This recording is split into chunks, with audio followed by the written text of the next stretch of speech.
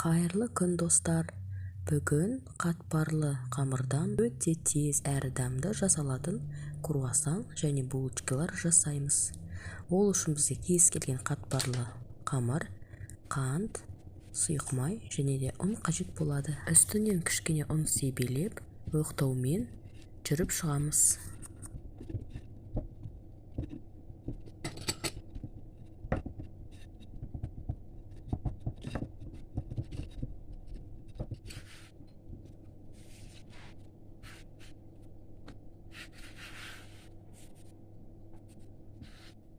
Жұқалап сұйық май жағы, үстінен қант себелейміз.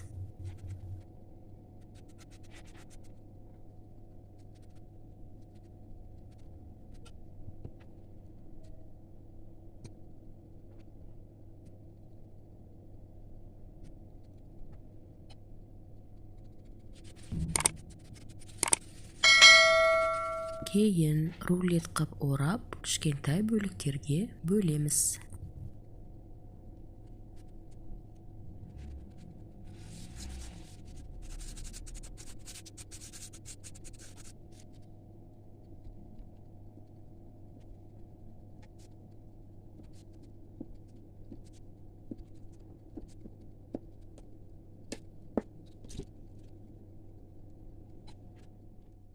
Пешімізді алдын ала 180 градусқа қыздырып, осылай барлығын майлап, булочкаларымызды тізіп шығамыз.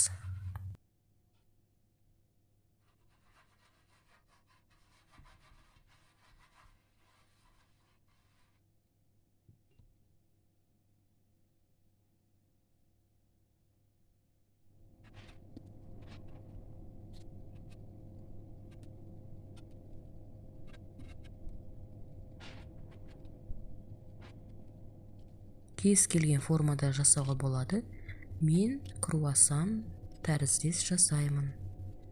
Оның да үстінен майды жағып, кішкене қант себелейміз. Сіздер қалағаныңызша шоколад, жаңғақ қосуларыңызға болады.